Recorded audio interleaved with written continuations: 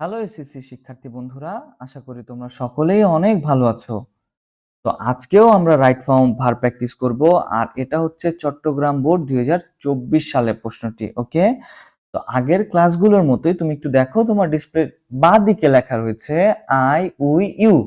এই তিনটা জিনিস বাদে বাকি সকল কিছুই থার্ড পারসন। ওকে, আর বাক্যটা সত্য হলে ধরো আমরা এই ডট থেকে এই ডট পর্যন্ত নিয়ে নিলাম, এতটুকু পর্যন্ত কথাটা যদি সত্য হয় তাহলে ওইটাকে ধরে নেব আমরা প্রেজেন্ট ইনডিফিনিট টেন্স, মানে হচ্ছে ভার্বের 1 নাম্বার ফর্ম। ওকে, আর উপরের এগুলোর বাংলা আমি করে দিয়েছি। যে তিনটা আমাদের একটু সমস্যা হতো, কমান্ড মানে হচ্ছে দখল, নিয়ন্ত্রণ, আর এই প্যাসেজে এখানে ব্যবহার হবে দক্ষতা হিসাবে। ওকে, দক্ষতা রয়েছে এরকম কিছু। ক্লেম মানে হচ্ছে দাবি করা, আর এক্সারসাইজ মানে হচ্ছে চর্চা করা। ওকে, আর বাদ বাকি সবগুলো ভার্বগুলো আমরা জানি। প্রিপেয়ার মানে কি করা, প্রস্তুত করা। হেল্প মানে সাহায্য করা। মেমোরাইজ মানে হচ্ছে মুখস্থ করা। ডেভেলপ মানে হচ্ছে উন্নত করা। ওকে, সো চলো without dealing any time let's get started. আমি একটু পড়ে নিই এখানে কি বললো। মোস্ট অফ দ্য স্টুডেন্টস, অধিকাংশ ছাত্রছাত্রীরা, অফ আওয়ার কান্ট্রি, আমাদের দেশের অধিকাংশ ছাত্রছাত্রীরা, আর এক্সপার্ট, তারা হচ্ছে দক্ষ, ইন আনসার্স। ওকে, বলতেছে যে আমাদের দেশের অধিকাংশ ছাত্রছাত্রী হচ্ছে উত্তরগুলো বা উত্তরপত্র মুখস্থ করাতে অভ্যস্ত। ওকে, এখন এটা রাইট ফর্ম ভার্ব কি হবে, আমরা ক্লুগুলোকে আস্তে আস্তে বের করে নিই। ওকে, ধরো এখানে আমি বললাম প্রিপজিশন। ওকে, প্রিপজিশন দেখো, ইন, আমরা জানি in, on, of, to, by, এগুলো সাধারণত প্রিপজিশন। এই প্রিপজিশনের পরে ভার্বের সাথে আইএনজি যোগ হয়। ওকে, তাহলে এই মেমোরাইজটা কি হয়ে যাবে, মেমোরাইজটা হয়ে যাবে মেমোরাইজিং। ওকে, মেমোরাইজিং, একটু খেয়াল করে দেখো, মেমোরাইজ ইটা কিন্তু নেই, ইটা কি আছে, নাই। যেমন ধরো ই থাকলে আমরা আইএনজি যোগ করে দিই, যেমন ধরো গিভ, গিভকে যদি আমরা গিভিং বানাই, GIVING, গিভিং, তাই না? যেমন ধরো তারপরে কি আছে, ড্রাইভ, ড্রাইভকে আমরা যদি বানাই ড্রাইভিং।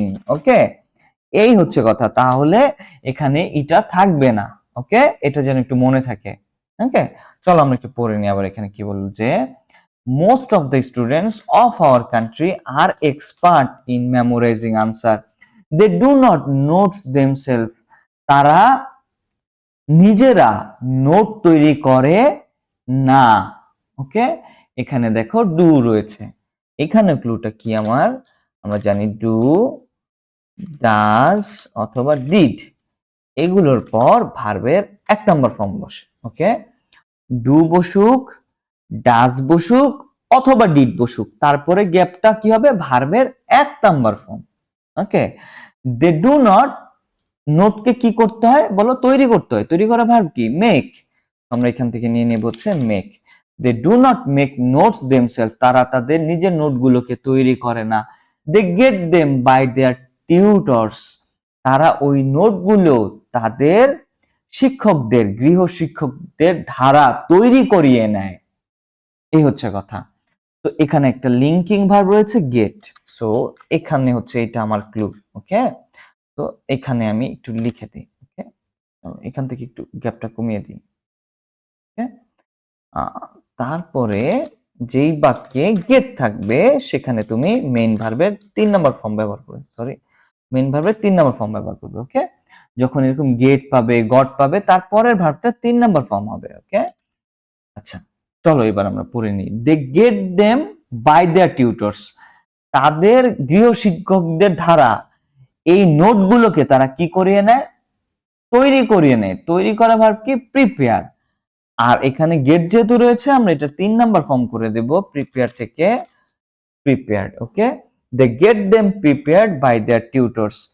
এবার কি বললো, দেয়ার টিউটর্স, তাদের শিক্ষকেরা, dash their brain for the students, ছাত্রছাত্রীর জন্য তাদের টিউটররা মানে শিক্ষকেরা তাদের মাথা কি করে, তাদের মাথার ব্রেনকে চর্চা করে। মানে ধরো কোনো একটা কাজ দেয়া হলো, তুমি তোমার টিচারকে বললা যে স্যার এটা একটু করে দেন, সো এটা কি করলো, স্যার স্যারের ব্রেনকে চর্চা করলো, স্যার স্যারের ব্রেনকে নিয়ে ভাবলো, দেখলো, চর্চা করলো, এটাই বলতেছে দেয়ার টিউটর্স এক্সারসাইজ দেয়ার ব্রেন। কথাটা সত্য যে তখন কি হয়, স্যার শুধু নিজের ব্রেনকেই খাটায়, তোমাদের ব্রেন আর খাটানো লাগে না।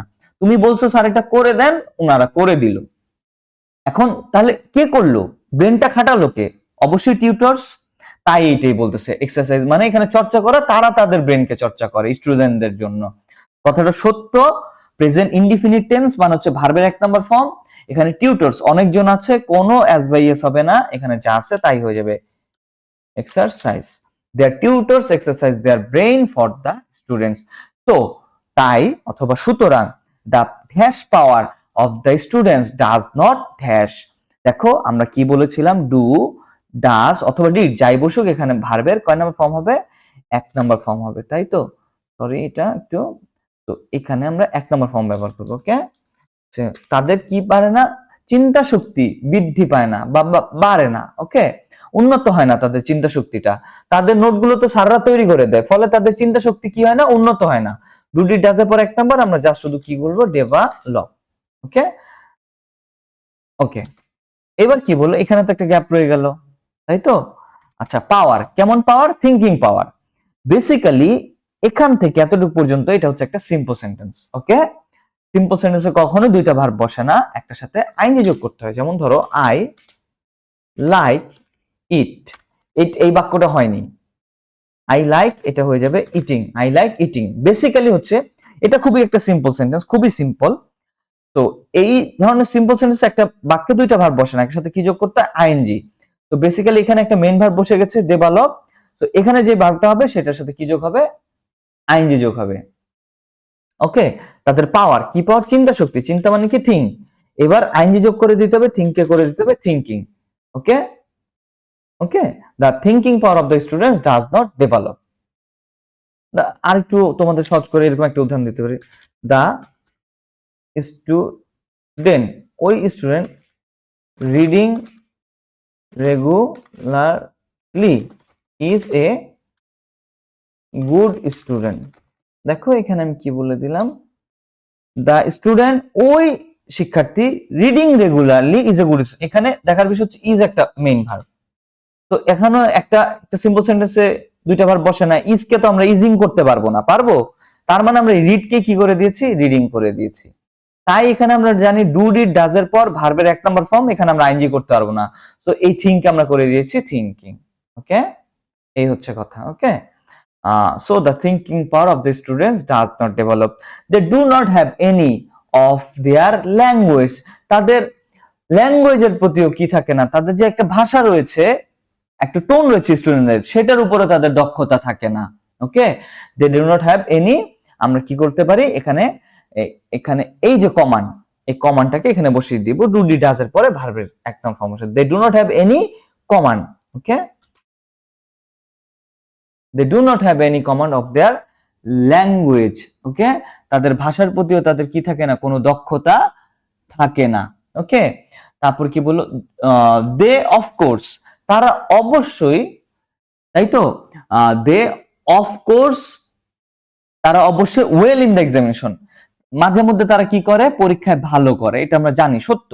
ওকে, দে করা মানে কি, ডু। সো আমরা এখানে ডুটা লিখে নিব। ওকে, দে ডু ওয়েল, তারা কি করে, পরীক্ষায় ভালো করে ইন দ্য এক্সামিনেশন।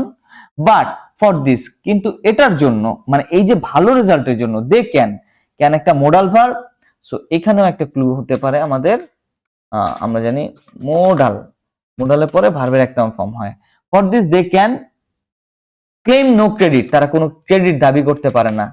তো ক্লেম, ওকে, ভার্বের 1 number form, they can claim no credit for their own. This result does not has them in the latter life. আর এই যে রেজাল্টটা যেটা ওদের টিউটররা বানিয়ে দিয়েছে, ওই ধরনের শীটকে মুখস্থ করে বা কিছু একটা করে এই ধরনের রেজাল্ট করে, এই রেজাল্ট কি করে না, তাদের পরবর্তী জীবনে সাহায্য করে না। ওকে, দেখো এখানে কি রয়েছে, ডাজ। ওকে, সো ডাজের পরে ভার্বে কয় নাম্বার ফর্ম হয়? 1 নাম্বার। সো এখানে আমরা জাস্ট শুধু লিখে দিব হচ্ছে হেল্প। ওকে, হেল্প, এই রেজাল্ট তাদেরকে কি করে না, তাদের পরবর্তী জীবনে সাহায্য করে না। সো বেসিক্যালি এই ছিল হচ্ছে তোমার চট্টগ্রাম বোর্ড 2024 সালের প্রশ্নটি। তো এগুলোকে তুমি একটু দেখবে, একটু করবে, তাহলেই দেখবে যে এগুলো খুব সহজ লাগা শুরু হবে। ওকে, তো সবাই ভালো থাকো, সুস্থ থাকো। God bless all of you.